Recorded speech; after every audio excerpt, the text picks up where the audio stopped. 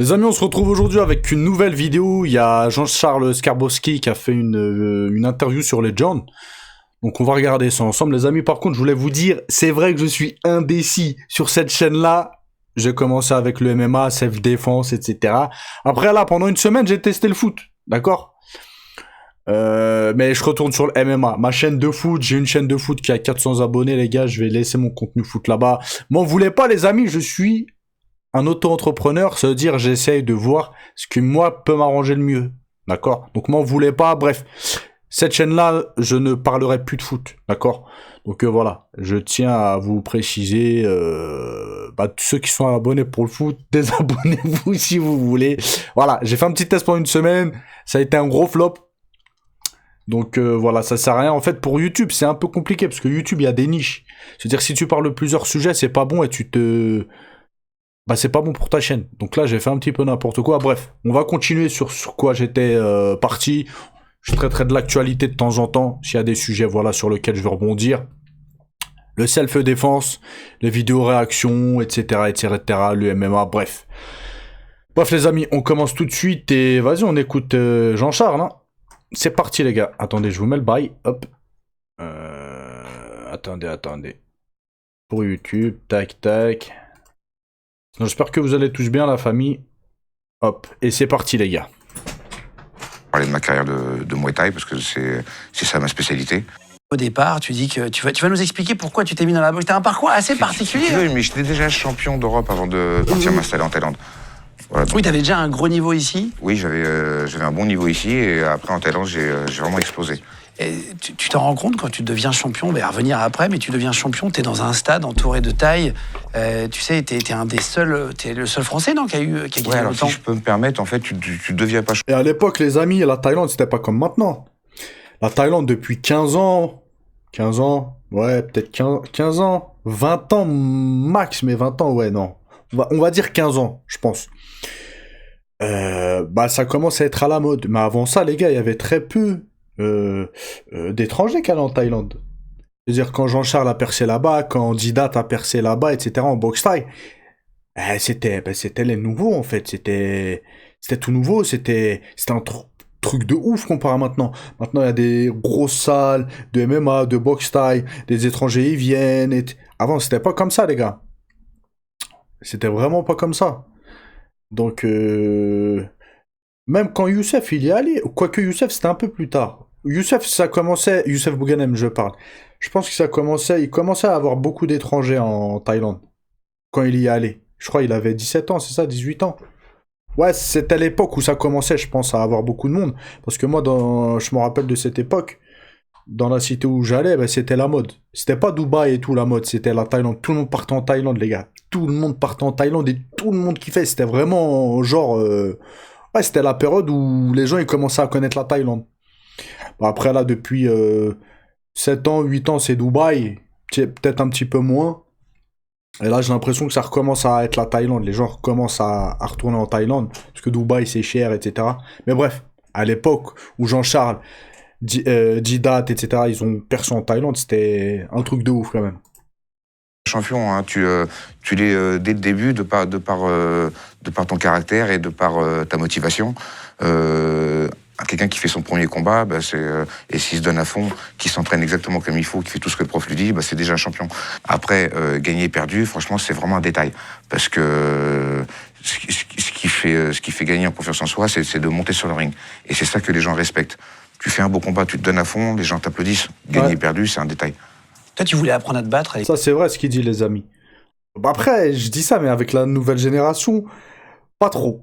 Avec la nouvelle génération, les 15-20 ans, après, bien évidemment, les frérots, s'il y en a qui ont entre 15 et 20 ans qui me regardent, je ne mets pas tous dans le même sac.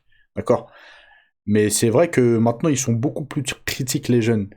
Et ils saluent pas le fait de monter dans une cage ou d'aller se taper. Qu'à l'époque, c'est vrai ce qu'ils disaient. Il y avait des mecs qui montaient dans les rings, s'ils se tapaient de ouf, s'ils y allaient, ils allaient au charbon, ils avaient du cœur, comme on dit dans le jargon des sports de combat, s'ils avaient du cœur, les gens, ils pouvaient kiffer, en fait. Et ils étaient respectés, etc. Maintenant, même des gros champions, ils perdent, ils se font terminer, les gars. Ils se font terminer, ils sont sans pitié, les gens, maintenant. À l'époque, au collège... Ouais, je voulais apprendre à me défendre, oui, à me battre, parce que... Pour avoir de l'assurance. Oui, oui, puis pour pouvoir me défendre surtout, voilà, évidemment. Que j'ai pas peur de me défendre, que je sache que je peux le faire, oui, effectivement. Puis j'étais un fan d'arts martiaux, de films Jean-Claude de Van Damme. combat, Bruce Lee, Van Damme. Ouais. Ah ouais. Ces films-là, je les regardais en Ah ouais, ça c'est l'ancienne époque, les années 80-90. Ça c'était, voilà, Van Damme, Chuck Norris, Bruce Lee. Ah ouais, même moi j'ai grandi avec les films de Van Damme, etc. Sam Holo, etc. Je pense à certains, je vais vous rappeler des souvenirs. boucle. Kickboxer, film de fou avec tempo. Et j'essaie d'imiter plus ou moins les mouvements que je voyais au cinéma. Je vais te montrer tout à l'heure, si tu veux bien, des moments de films, et justement sur les arts martiaux. Tu parlais des films avec Van Damme, etc., avec Bruce Lee. On va te montrer plein d'extraits. Tu vas me dire si c'est crédible, si ça se passe comme ça dans les entraînements. Toi, t'es né en 75. Exactement, ouais. Et je suis né à Paris, donc dans 75. 75. Il a 50 piges. Hey! Ah ouais, d'accord. Ah ouais, c'est un ancien, je le pense. Ah bah ouais, il a... Ouais, c'est ça, 50 piges. Dans le 18e. Ouais, c'est dingue, quoi, 75. Tu sais à qui tu me fais Et je penser? suis dans le 18e. Ouais. Tu sais, Ah, qui tu es Jean-Claude sosie Van vocale, vous me direz en commentaire Ah ouais. si vous trouvez ou pas. Tu me fais penser à Christophe Rocancourt. C'est vrai que, Ah ouais. effectivement, ouais, maintenant que tu me fais dire, maintenant que tu me fais remarquer, Ah ouais, la vérité que c'est vrai. Ils ont un petit peu le même délire dans leur façon de s'exprimer. C'est très très vrai, les gars. Bon, Christophe Rocancourt, je pense que les plus jeunes, ils doivent pas connaître. tu sais, je l'ai rencontré dans un gala et, de boxe thaï. Donc, j'ai serré la main à plusieurs personnes d'affilée. Parce que nous, en Muay Thai, on se serre tous la main. C'est très important. Et à un moment donné, Christophe Rocancourt, moi, je le reconnais, mais je pense pas qu'il me connaisse. Et il me dit, ouais, salut Jean-Charles, ça va et tout. Et tellement sympathiquement, enfin, j'avais envie de lui prêter des sous, quoi, presque. Tellement il était cool. On l'embrasse, Et Christophe, il est adorable. j'ai juste rencontré 2 minutes, quoi. Mais la manière dont il est venu se présenter, il m'appelait par mon prénom et j'ai vu qu'il m'aimait bien. Et je me dis, c'est pour ça qu'il réussit dans les affaires. C'est parce qu'il a un feeling avec les gens. Il est très charmant, il a du charme. Ouais, oui, il est charmant, ouais, complètement. C'est pour ça qu'il a réussi à faire ses affaires. Elle était comment, Les gars, ton... pour ceux qui connaissent pas Christophe Rocancourt, il a fait des trucs, un escroc de dingue, hyper intelligent. Il est allé au stage, je crois, il se faisait passer pour... le mec, je sais pas s'ils ont pas fait un film sur lui ou... Mais en fait, ce qu'il a fait, bah, comme il a dit, il est charmant, il sait s'exprimer, il est très intelligent, bref, il a un parcours de fou, c'est un caméléon, le mec. Éducation, tu as donné par tes parents, tu étais dans une famille soudée, des parents divorcés. Je suis content que tu me parles de ça, parce que c'est vrai que je parle rarement de ça. Ma mère est arrivée de Roumanie, 25-27 ans. Ah, c'est un Roumain. Dans des conditions difficiles, parce qu'elle a dû fuir le communisme à l'époque. Donc c'était pas évident. Il ne sans rien. Mon père était carrossier. Il avait son garage à Saint-Denis.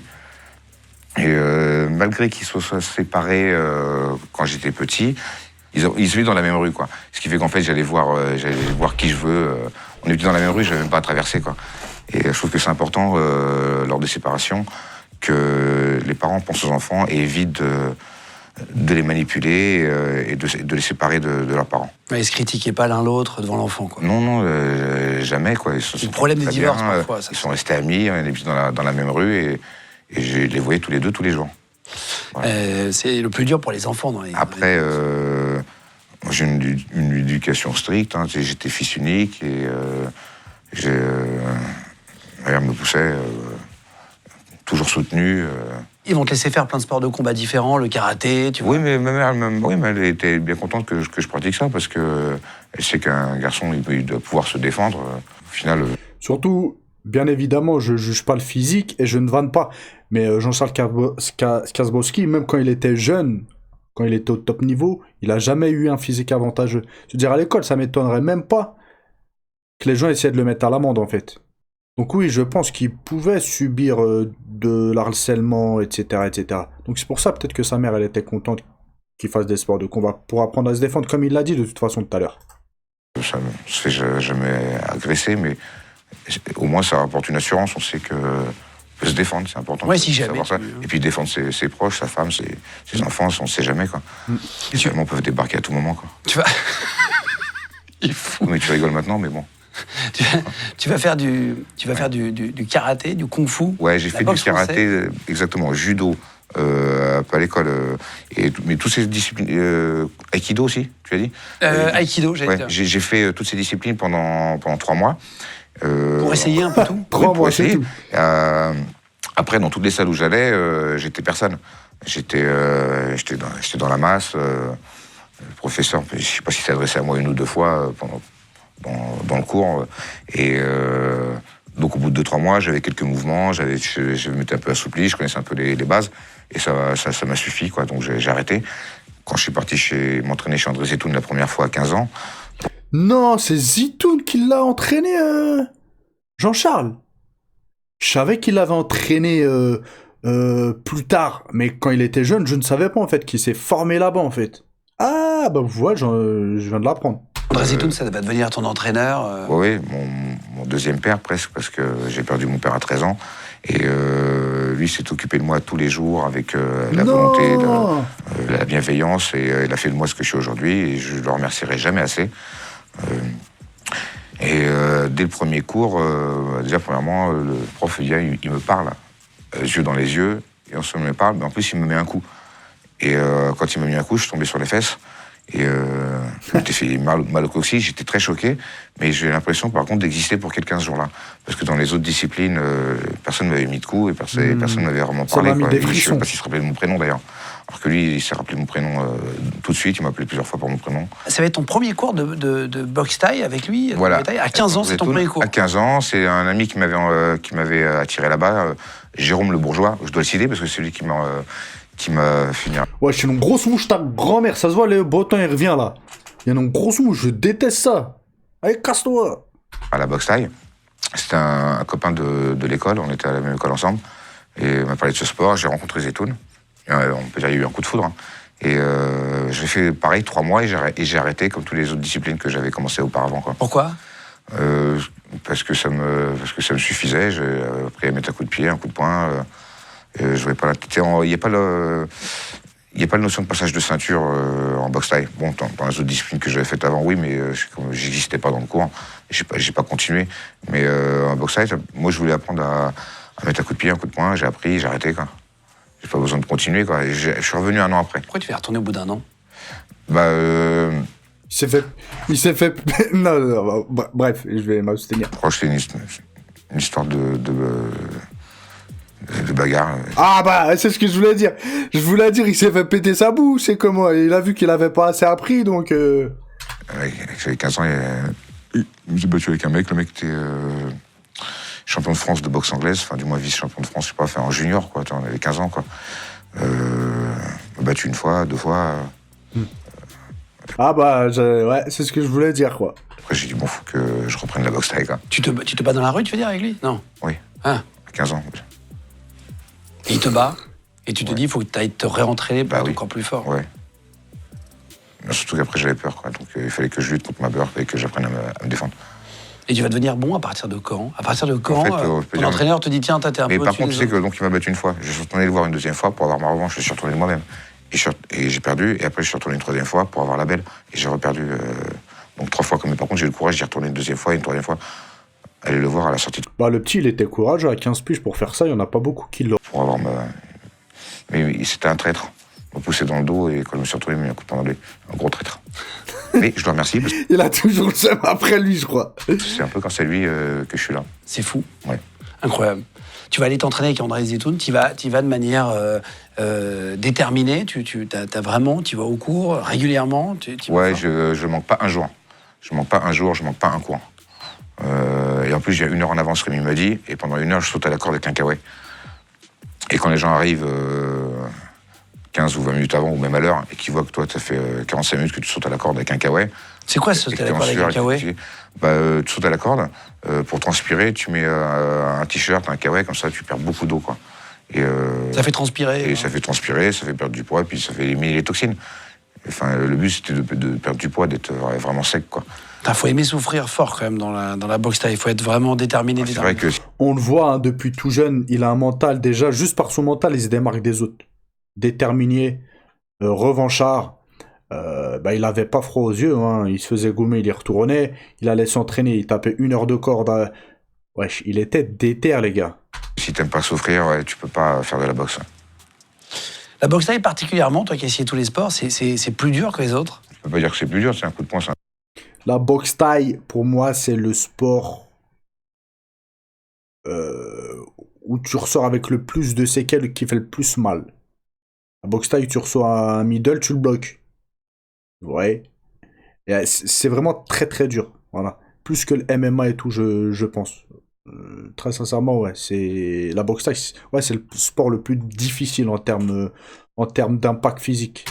Un coup de poing, boxe anglaise ou kickboxing ou K1 ou boxe thaï, tu prends un coup de poing et tu tombes KO, c'est exactement la même chose.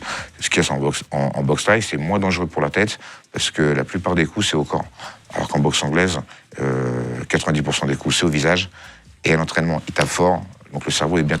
Ah oui, dans cette optique-là, oui, le sport le plus dangereux au monde, c'est la boxe anglaise. Si on parle de dégâts irréversibles par la suite, moi je pensais qu'il parlait de douleur, genre après un fight, tu sors, t'es cabossé en boxe thaï, t'as mal partout. Que oui, là, si on parle du danger à long terme, la boxe anglaise, c'est le sport le plus dangereux. On vise que le haut du corps, surtout la tête. Là, vous voyez ce que je veux dire? Et avec les Rogans, la caisse de résonance, elle est plus grosse. C'est très dangereux pour le cerveau. En plus de ça, bam, en boxe anglaise, tu te manges un KO, l'arbitre te relève, il te compte. Tu peux retourner au charbon, tu peux t'en remanger un deuxième, un troisième. Vous voyez? MMA, bam, tu te fais goumer un petit peu, l'arbitre, il arrête. Non, la boxe anglaise, laisse tomber. Touché. Nous, en boxe thaï, on tourne pas beaucoup, on tourne pas fort en anglaise, ou rarement, quoi. Et la plupart des coups en combat, c'est dans le corps. Tu encaisses beaucoup. On aura tout à l'heure un chirurgien orthopédique spécialisé dans les membres, plaisir, voilà, dans tout ce qui est partie supérieure du corps, et qui va venir nous expliquer l'impact des coups, vraiment, des blessures aussi. Ça va être hyper intéressant de savoir si on a une blessure, est-ce qu'on peut toujours se battre, est-ce qu'on peut vivre avec une fracture, l'adrénaline jusqu'où elle peut te porter, même si tu as une jambe cassée, etc. Complètement, ouais. Si tu as une jambe cassée, je pense pas que l'adrénaline suffise. Oui, parce qu'en fait, quand tu prends appui, le pied va sur le côté, et toi tu tombes. Donc, l'adrénaline ou pas, il n'y a plus les appuis, quoi. Ouais. Quand c'est cassé, bien sûr. Hein, après... Le bras, c'est plus facile de tenir. Hein, tu peux tenir avec un bras cassé, moins avec une jambe, quoi. Ouais, et c'est que moi, j'ai boxé un mec en Thaïlande, sans faire exprès, au premier round. Je lui mets un coup de pied, un type, c'est le coup de pied poussé comme ça, sans faire exprès. Mon gros orteil lui rentre dans son œil. Bon, en même temps, il savait ce qu'il attendait parce que c'était un combat. Bon, bref, je rentre le gros orteil dans l'œil. Bon, effectivement, par rapport à Ferrara, c'est pas très. Lui, il l'aurait fait plus, évidemment. Ce mec. Le mec, son œil se ferme au premier round. Et moi, quand je vois des combats en France ou en Amérique, quand le mec prend un coup dans l'œil, ça arrête. Il se tourne, il fait ça, et l'arbitre vient compter ou arrêter le combat. Donc moi, je me dis, le combat, il va être arrêté dans les secondes qui vont suivre. Et d'un coup, comme par magie, je me retrouve au 4e round avec le même mec, toujours avec son seul œil. Et l'œil qui regardait, il me regardait comme ça. Tu vois, donc c'est le mec, il avait toujours la rage, quoi. Alors que je me suis imaginé, moi, j'avais l'œil fermé. Enfin, ah ouais. Obligé. Tu t'appelles l'arbitre. En plus, t'as plus de relief. Problème, quand t'as qu'un œil. Normal. Le fait d'avoir 2 yeux, ça va d'avoir des reliefs. Si t'as qu'un œil, t'as plus de relief, donc tu vois plus en 3D, tu savais. Un œil, t'es en 2D. Au 4e round, comme il a réussi à tenir 4 rounds, au 4e round, j'ai fait, attends, mais je vais taper dans l'œil fermé, je suis con, quoi. Et j'ai mis 2-3 coups dans son œil fermé.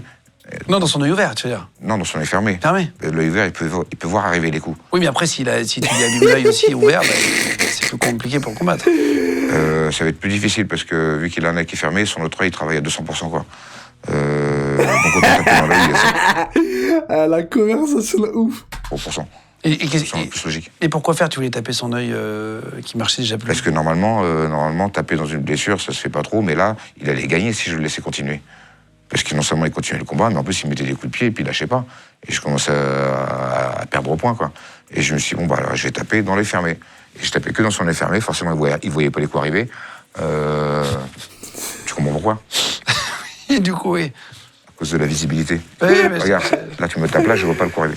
Et j'ai mis un coup de coude dans le nez, et là l'arbitre, il a arrêté le combat. Et cet arbitre, je l'ai revu 20 ans après, et je lui ai dit, pourquoi vous avez pas arrêté le combat avant? Parce que normalement, quand le mec avait fermé, on arrête le combat. Il me fait, bah, parce que il me fait, tu capitalisais pas, t'as toujours tapé dans son œil. Donc je continuais, et quand j'ai vu que t'as commencé à viser son œil, j'ai arrêté, quoi. Ils savent vraiment beaucoup encaisser les tailles, c'est ça leur... C'est quoi la plus grosse force des tailles en boxe? Quand toi tu combats... C'est la connaissance technique et tactique. Parce qu'ils font ça de père en fils depuis des années, depuis des siècles. Et surtout qu'en plus, ils arrivaient à l'époque à atteindre 200 combats, 300 combats pour certaines personnes. Aujourd'hui... Ouais, ils combattent depuis qu'ils sont tout jeunes, hein. 6 piges, ils vont combattre, ils sont au charbon, les gars. Wesh, ils ont 18 ans, ils ont déjà 200 combats, les gars. Ouais, c'est un truc de fou. Hein.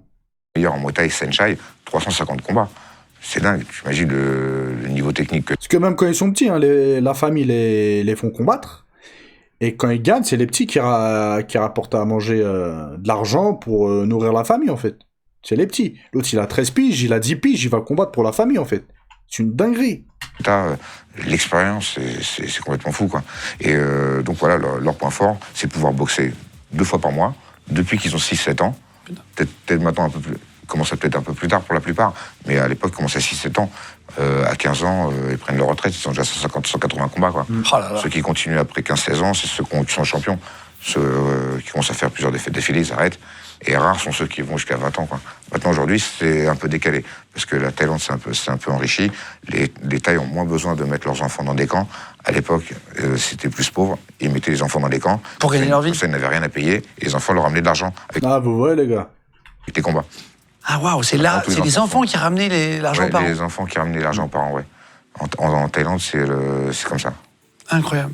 Toi, tu vas quand en Thaïlande pour la première fois? C'est 18 ans, c'est ça? 18 ans, Quand t'as pour 18 l'instant, ans. ouais. Pendant les vacances d'été? Pendant les vacances d'été, parce que moi, je rentrais à la fac au mois d'octobre. Mon idée, c'était de m'entraîner, de progresser, d'aller dans un camp de boxe thaï, de vivre comme les Thaïs. Sauf que ça, j'ai pas réussi, parce que, comme je t'ai dit, quand je faisais les plusieurs arts martiaux que j'avais fait avant le Muay Thai, où j'étais personne dans la salle, bah là, j'arrive pareil, je suis en Thaïlande, je suis personne non plus, quoi. Ils ont déjà leur champion. En Thaïlande, ouais. Oui, ils ont déjà le champion. Oui, t'es personne, t'arrives, t'es personne. Mais en plus, t'as pas de thune, tu vois. T'as pas de thune, t'essaies de tout avoir moins cher, de marchander, et ça se fait pas, quoi. Mais sur le coup, je le savais pas, quoi. Et tu vas passer quoi, 2 mois? J'ai passé 3 mois. 3 mois? Alors, tous les problèmes qu'ont les phalanges, c'est comme ça qu'on nous appelle les Thaïs. Ils appellent les touristes des phalanges. Ça vient de phalange 7. Ah oui, quand il y a le film Farang, d'ailleurs, Farang ouais, avec... parce que le premier européen qui est parti en Thaïlande au temps de, je sais pas, Louis XVI ou Louis XIV, je sais plus quoi, c'était un Français. Et les Thaïs, français, ils le disent phalange 7. Ils ont pas le R. Ils n'ont pas le an et ils n'ont pas le E, donc ils disent phalange 7, français. Et ils désignent en fait tous les non-Thaïs, tous les Européens, tous les Blancs. Tu parles thaïlandais couramment aujourd'hui? Ouais, je me démerde bien. Tu sais que j'étais marié pendant 12 ans avec une Thaï, j'ai eu un enfant. J'ai vécu non-stop 6 ans là-bas. Après, si tu rajoutes tous les 2-3 mois depuis que j'ai 18 ans, bon, tu peux rajouter facilement 2 ans, donc j'ai dû vivre 7-8 ans en Thaïlande.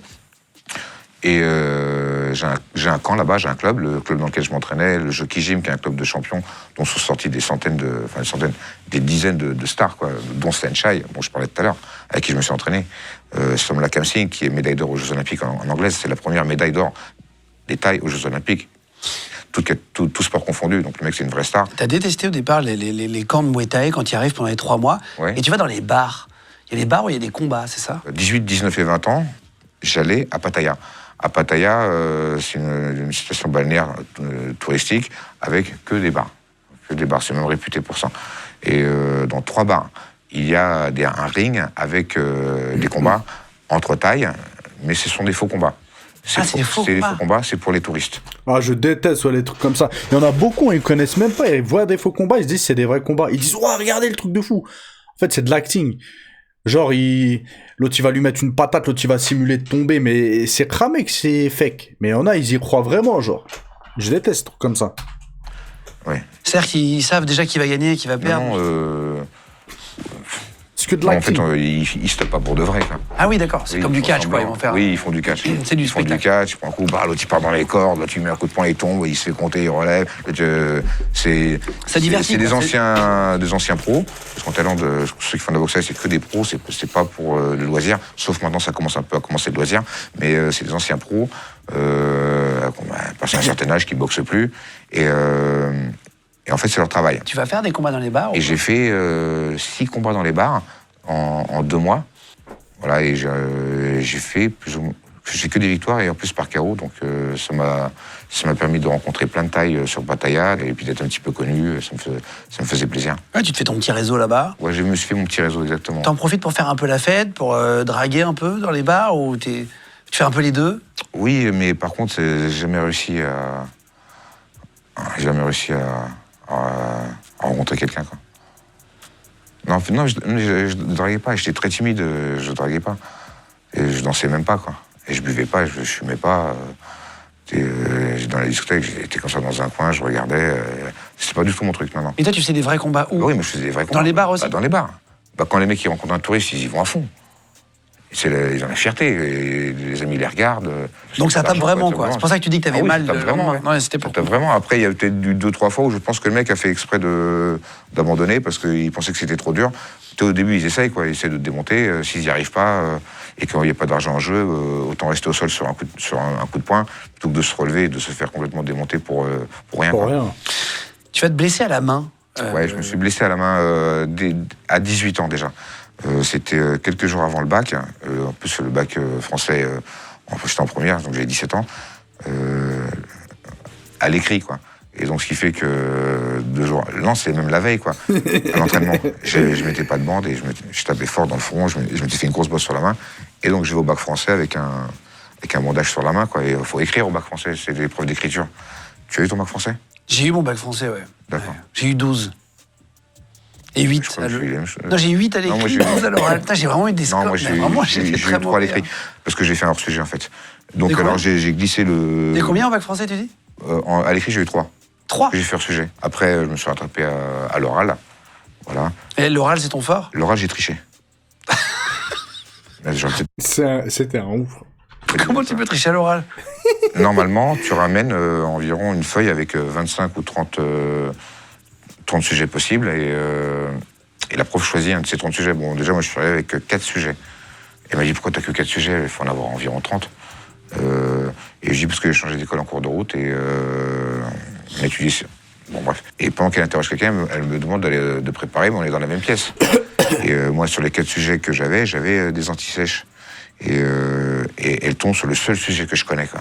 Et après, bon, je sors un petit peu mon anti-sèche, hop, tic. T'as dit qu'ils peuvent m'enlever le bac, là, avec tes conneries? Non, je crois pas. Après? Non, je crois Elle pas. me dit, monsieur, Non, là, tu sais, là, ce qu'il a relevé, c'est... Imaginons, là, je sais pas comment ça peut se passer, mais il y en a, ils sont déter, ils veulent faire une investigation, parce que là, c'est vrai qu'il vient de se faire cramer, en fait. Ils vont lui dire, ouais, et puis valable ton bac. Imaginez, les gars. vous avez avoué devant Je des crois pas, je personnes crois qui pas. trichent au bac. T'inquiète. Et t'es combien à l'oral? 13. 13 ouais. Ouais. En trichant? Ouais, c'est nul, hein. Non, c'est pas Pour nul. moi, c'est honteux, quoi. Non, pas du tout. Et t'as eu le bac? Je l'ai eu vraiment de justesse, le bac éco. Ah, t'as eu un bac et ES en plus? À bac l'époque, ça éco, s'appelait bac B. Ah, putain, c'est... Ouais, après, j'ai fait fac éco. J'ai fait 2 semaines. Je comprenais pas un mot de ce que disait le prof. Ouais, et après, j'ai arrêté. Qu'est-ce qui se passe après ces 3 mois en Thaïlande? Ah bah, je suis tombé amoureux de la Thaïlande. Ouais, je suis tombé amoureux de la Thaïlande et je pensais qu'à ça tous les jours. C'est simple, toutes les personnes que j'ai connues qui sont allées en Thaïlande, ils ont kiffé. Tous, ils ont kiffé. Il y en a, bah, ils ont fait leur vie là-bas, je connais. Il y en a, ils sont mariés là-bas, ils ont ouvert un commerce là-bas, C'est un délire particulier, la Thaïlande. Hein, j'en rêvais même, tu vois. Je pensais que à repartir là-bas, quoi. Et puis j'y suis retourné à 19 et à 20.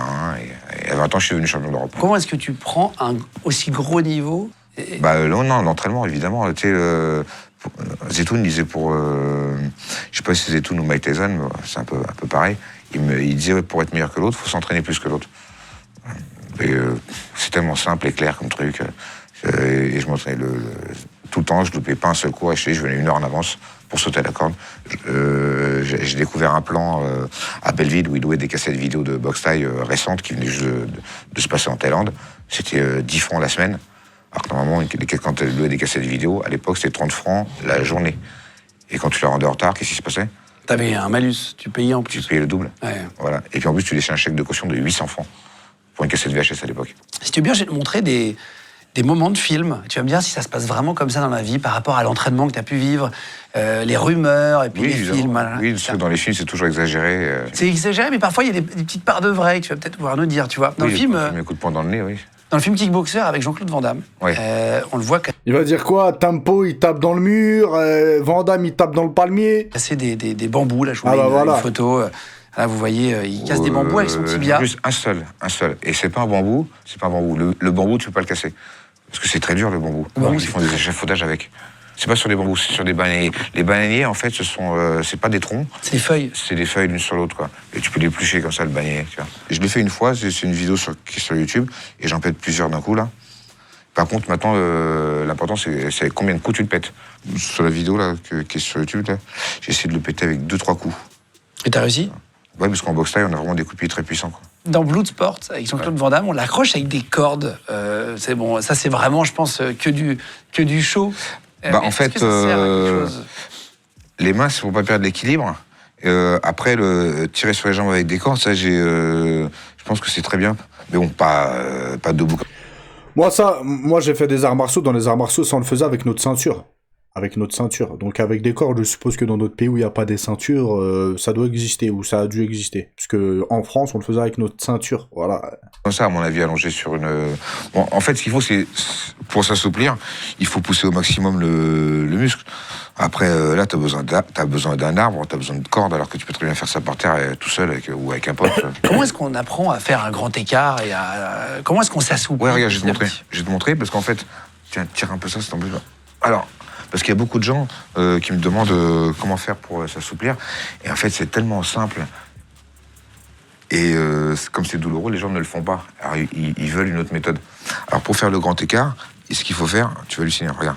Ce qu'il faut faire, tu vois, ce qu'il faut faire, faut faire le grand écart. Tu l'as ou pas? Oui. Toi, tu fais ça, oh, bim, bim, bim, bim, tu vois. Voilà. Là, tu restes comme ça quelques minutes. Après, tu reviens comme ça. Après, tu reviens là. Après, tu fais de l'autre côté. Tu vois, après, tu peux t'asseoir, après, tu peux avancer, faire les hanches, hop, à gauche, à droite, tu vois.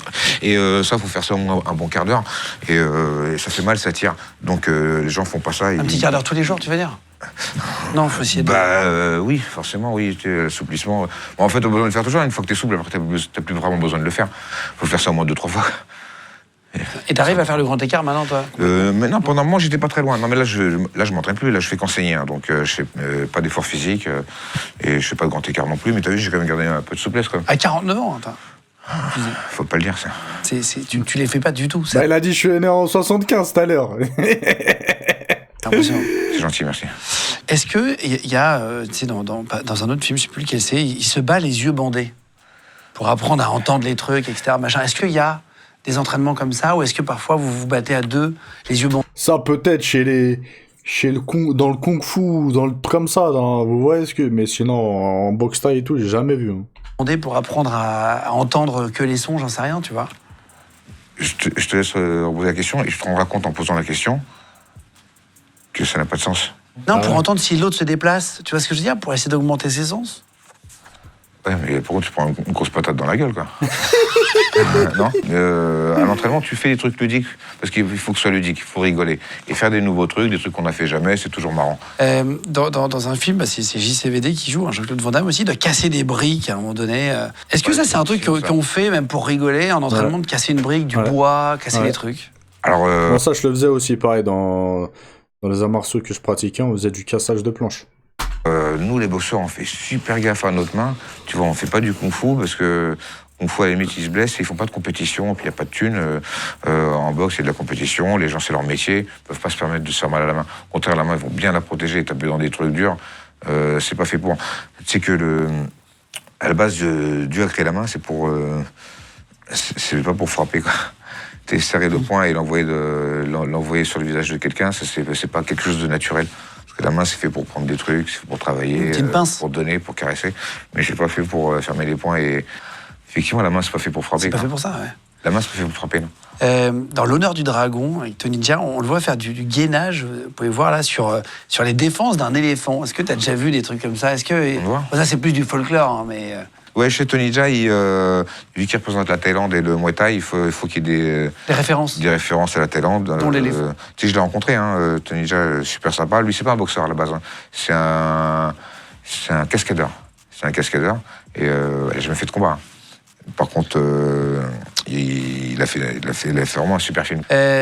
Attends, pour terminer, bon, c'est dans Kickboxer, il met des kicks. Ça, tu me dis pour terminer, moi j'ai envie de rester la journée, je te dis. Il met des coups de pied dans une énorme poutre en béton. Tempo. Ouais, non, c'est faux ça. Ça, c'est faux, évidemment. À la fin du film, il y a ce qui s'appelle la mort subite. Les deux combattants vont tremper leurs gants dans de la résine. Oh, j'avais zappé ça, dans la résine et dans du verre, j'avais zappé.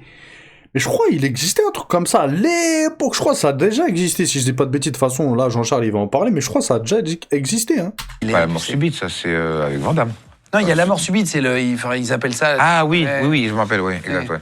Est-ce que ça, c'est des trucs que tu as déjà vus? Est-ce qu'il y a des combats où c'est extrêmement violent, un peu illégaux, où ça va mettre dans du verre? Non, ça n'existe pas. Non, ça j'ai pas vu. Après... Si des gens veulent faire ça entre eux avec un petit public de 15-20 personnes, peut-être qu'ils le font, quoi. Mais moi, j'ai jamais vu, quoi. On t'a jamais proposé des combats? Ah bah je me suis dit peut-être qu'à l'époque, il y a plusieurs années, c'était quelque chose qui existait. Bah non, lui, il en a pas connaissance. Donc je suppose que non, ça n'a pas dû exister ou très rarement, quoi. Bah un peu illégaux, un peu chelou, un peu mafieux. Non, jamais, parce que j'étais bien entouré. Et puis, je gagnais tous mes combats par KO. Généralement, les gens qui ont proposé ça, c'est des gens qui n'ont pas trop de réussite dans un truc et qui vont tester un autre truc. Quand tu réussis dans ton truc, on ne te propose pas autre chose, quoi. T'as déjà dû utiliser ton savoir pour sauver quelqu'un dans la rue? Tu parlais tout à l'heure de sauver les gens. Est-ce que ça t'est déjà arrivé de Non, mais la confiance en soi, c'est ça c'est ça qui te permet de parler, déjà. Et si t'as pas confiance, t'oses pas parler, parce que si je parle, le mec, il me répond, après, je suis bloqué parce que je saurais pas quoi dire, quoi. Parce qu'après, j'aurais peur, quoi. Donc, le fait d'avoir confiance en soi, ça te permet déjà de parler. Et puis, deux mecs qui se battent, je regarde un peu pour voir si c'est égal, quoi. Et si c'est égal, je suis bon, pas besoin de moi. Je vais bien défendre la veuve et l'orphelin, mais deux mecs qui se battent, ils ont le droit de se battre. Et puis, ça m'est déjà arrivé de stopper des bagarres. Je fais arrêtez, les gars, ça se fait. Arrêtez. Et tu dis que t'as moins peur d'y aller? Bah oui, parce qu'en plus, ils m'en veulent pas moi, ils s'en veulent entre eux, donc je risque rien, quoi. Il n'y a jamais quelqu'un qui est venu te chercher la merde sans savoir que tu étais un champion de boxe thaï? Non, ça, c'est ceux qui cherchent la merde, c'est ceux qui savent pas que je suis champion de boxe thaï, et je trouve que c'est intelligent de leur part. Une fois, j'ai mis ça m'est arrivé 3 fois que des gens m'agressent et que je mette un coup, mais je n'appelle pas ça une bagarre, parce que j'ai juste mis un coup, et après le mec a pleuré, et donc, je dis pas une bagarre, c'est à la limite, je mets un coup, il me remet un, et puis, mais c'est un échange, ça quoi. m'est pas arrivé. Là, il l'a péta, là. Ça n'a pas été une bagarre, il l'a tapé. C'est un échange, là, c'était pas un échange. La première fois, un mec dans la rue, sans raison, il crisse les pneus de sa voiture, il était tard à la place de Clichy, 2h du mat, il crisse ses pneus, il sort de sa voiture en courant vers moi, il fait « Toi !» Je suis quoi, moi? J'étais avec 2 potes. Je me sens pas en insécurité parce que je suis avec 2 potes, lui est tout seul, enfin, il y a le mec qui conduisait la voiture. Et il fait, viens là. Et je dis, mais j'ai rien fait, moi, tu confonds avec quelqu'un, là. Il fait, si, moi, je te reconnais. Et je me rappelle que ce mec-là, 5 minutes avant, je l'avais vu s'embrouiller avec d'autres mecs à Place Clichy. Et moi, je passais à ce moment-là, il a cru que j'étais avec les mecs, mais je n'étais pas avec les mecs. Donc, je pense que c'est là que vient l'erreur, quoi. Et il vient mon courant, alors moi, réflexe, je m'en vais, tu vois, en courant, quoi. Et je fais 3 pas, et je fais, attends, mais j'avais honte. J'ai honte de m'enfuir. Je sais pas si non, mais c'est ça te fait ça aussi à toi, non? Non, mais c'est quelque chose qu'il faut dire, je pense. Donc je me retourne, et après... Il faut s'enfuir. Hein? Il faut essayer d'éviter. Bah non, là, justement, il dit, il a eu honte de s'enfuir. Il s'est enfui et il s'est dit, non, c'est pas possible. C'est la bagarre. Ouais, mais là, il y a mes 2 amis qui me regardent. Oui, mais... Tu vois? Effectivement, il faut mieux éviter la bagarre. Amis, je suis après, mes potes, ils vont me prendre pour un lâche. Tu sais pas sur qui tu tombes, s'il a un couteau. Non, il n'a pas de couteau, et puis il était bourré, et donc, je lui mets un coup de poing dans le plexus. Quand je mets le coup de poing, mon t-shirt, il passe par-dessus mon bras, et je me retrouve torse nu, quoi. Je comprends pas, quoi. Et le mec, il crie, et il s'en va en courant. Et c'est la seule fois de ma vie, tu vois. Je dis, je vais le rattraper, et lui remettre encore des coups. là, c'était de la rage, c'était pas de la défense. Parce que là, il t'avait partait en agressé. courant. Ouais. Et là, je vais continuer parce que j'ai vu qu'il avait peur de moi. Au début, j'avais peur, après, je vois que ça s'inverse et je dis, je vais en profiter, quoi. Et après, je vais pour lui sauter dessus avec un coup de pied sauté, je le rate, je tombe par terre. Je me relève. Ah, vous voyez, les frères, quand je vous ai dit, ne mettez jamais de coup de pied dans la rue. Ni de coup de pied sauté, ni de je sais pas quoi. Ça, c'est un coup où tu te loupes, tu tombes et c'est très dangereux. Donc là, regardez, Jean-Charles Skarbowski, grand champion, etc. Il s'est testé, il est tombé, les gars. Voilà, donc testez pas, les frères. Allez au plus simple, patate, coup de tête, coude à la rigueur, voilà, c'est le meilleur. Coup de poing, je le rate, je tombe par terre. Je me relève, je mets un coup de pied, je le rate, je tombe par terre. Je tombe par terre 3 fois tout seul. Tu vois, T'avais bu, non hein non, j'ai pas bu, j'avais 18 ans. Non, j'ai pas vu. Et j'étais comme ça, en combat, t'essaies d'être calme, d'être malin, mais là, j'étais pas gamin, je veux tuer, quoi, je veux du sang, quoi. Et donc, je rate tous mes coups, je tombe par terre. Et après, à un moment donné, je la tombe par terre, je l'attrape avec moi pour qu'on tombe ensemble, quoi. Et j'entends, il appelle son pote, ouais, sors le gun, tu vois. Ah, j'entends ça, je m'enfuis en courant, quoi. J'ai couru pendant 5 minutes, hein. Il m'a fallu 3 heures pour récupérer mon souffle, hein, parce que j'avais peur. La deuxième fois, place de Clichy, encore une fois, je descends les escaliers du métro avec ma copine. 2 mecs ils montent l'escalier, on se croise. Et au moment où on se croise, je vois que le mec il décale de plus en plus vers moi. Moi je décale, et quand il passe à mon tour, il met un coup d'épaule. Je fais qu'il me pousse contre le mur et il m'insulte. Et moi je suis. Ça, c'est un hagar, ça, j'espère qu'il l'a déboîté. Je peux avec eux, je me bats pas, mais je sais pas pourquoi le fait que je sois avec une fille, ça me donne. Je réfléchissais plus. Non, mais c'est je suis obligé de me des défendre. coups de coude au bout d'un moment. Ça... Ouais, parce que elle est tout seul, je te dis. Mais quand je suis accompagné, j'ai pas peur, quoi. Parce que j'ai peur. Moi, c'est la même chose, c'est un problème, les amis. Quand je suis tout seul, j'ai plus tendance à essayer d'esquiver les problèmes. Après, ça m'arrive. Voilà, très rarement, voire quasi pas. Mais que si je suis accompagné, je suis beaucoup plus... J'aurais beaucoup plus tendance à rien laisser passer, en fait. Et normalement, c'est le contraire. Normalement, quand t'es accompagné, voilà, t'évites. Il y a quelqu'un qui te cherche, tu vas éviter. Peur, c'est de passer pour un con plus auprès de la fille, quoi. Ou d'un lâche, tu vois. Et donc, je me retourne et je dis, mais je t'ai rien fait, quoi. Tu vois, je sais pas ce qu'il me dit, quoi. Et mon pied est parti tout seul. Tu sais, c'est un mec costaud et tout. Et il commence à pleurer. Et puis son pote qui était à côté de lui avec sa bière, il comprenait pas ce qui venait de se passer. Ils sont restés bloqués tous les deux. Et je me dis, ils vont suivre pour se venger, quoi. Ils m'ont pas suivi. Ah, c'est souvent ça, Ils m'ont pas suivi. Et la 3e fois, pareil, j'étais avec ma femme taille. Là, c'était à Voltaire. À Paris. Je sors du métro, parce que mon scooter venait de tomber en panne. Je veux prendre le dernier métro, je loupe le dernier métro, donc je ressors. Je me dis, je vais rentrer à pied depuis Voltaire, tu vois. Et au moment où je sors, tu as la porte et puis tu as l'escalier qui donne vers la rue, quoi. Et il y a 3 mecs en haut des escaliers, et ils jettent un truc en fer, en bas, un gros truc, tu sais, les trucs où ils mettent les journaux à l'entrée. Ils l'arrachent comme ça, bam, ils l'arrachent du mur, et le truc il fait bam, bam, bam. Il tombe, hop, là j'esquive le truc. Et je voyais que ces 3 jeunes qui avaient un peu trop bu, tu vois, et je lui dis, je pourrais t'excuser quand même, tu vois. Et l'autre il réfléchit un peu, il fait non, je m'excuse pas. Je m'excuse pas. Bon, c'est pas grave, tu vois. Et après, il y a ma copine qui était à l'intérieur, je fais vas-y, on y va, et lui, il bloque le passage comme ça. Et je fais laissez-la tranquille, il lui faisait peur. Et donc on est encore dans les escaliers, tu vois. Et eux, ils sont plus bas que moi cette fois-ci, quoi. Et c'est pas bon d'être plus bas. Hein, et je vois qu'ils font peur à ma femme. Et je me dis, je vais lui mettre un coup de pied. C'est par tout seul, je réfléchis pas. Quand on agresse ma femme, je ne réfléchis pas, quoi. Tu vois. Donc j'ai attrapé la barre, et j'ai mis un coup de pied. Moi, je visais la tête. Comme j'avais un jean moulant, mon pied s'est arrêté au niveau de son torse. Au lieu de partir en arrière, il a fait un plat sur le dos, mais très fort, hein. Bam. Et après, il bougeait quand même un peu comme une tortue. C'est mignon, les tortues. Tu sais, c'est Mimi, quoi. Et il bougeait, il était comme ça, et les 2 autres m'ont regardé. Après, je suis allé dans la rue. Parmi les 2 autres, il y en a un qui est venu vers moi, il fait pourquoi t'as tapé mon pote? Alors que je l'ai pas tapé, j'ai juste poussé, quoi. Et il vient vers moi en marchant, en me menaçant de mettre un coup de poing. Et j'ai mis un coup de poing avant, et c'est la première fois de ma vie que je mets un coup de poing dans la rue à quelqu'un. Depuis cette histoire que j'avais 15 ans, parce que j'ai toujours eu peur pour ma main, parce que j'ai cette blessure à la main. Et bon, le mec a fait 3 tours sur lui-même. Et Après, il s'est retrouvé au sol et était un petit peu perdu, comme s'il ne savait plus où il habitait ou et qu'il ne se rappelait même plus son nom. Tu vois. Et après, le troisième, qui était le plus virulent de tous, qui m'avait dit non, je m'excuse pas et qui avait insulté ma copine. Il s'est excusé. Il l'avait insulté, c'est pour ça que j'ai fait demi-tour. Sinon, j'aurais continué mon trajet, quoi. Et je fais demi-tour et j'ai mis un coup de poing.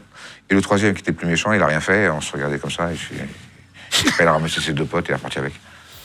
Voilà. Finalement, c'est lui il et a voilà, rien fait. donc, et après, j'ai pas osé regarder ma main pendant une demi-heure. Je me dis, je crois que j'ai eu peur de me péter la main, j'avais peur pour ma main. Et après, je regarde, j'avais rien du tout.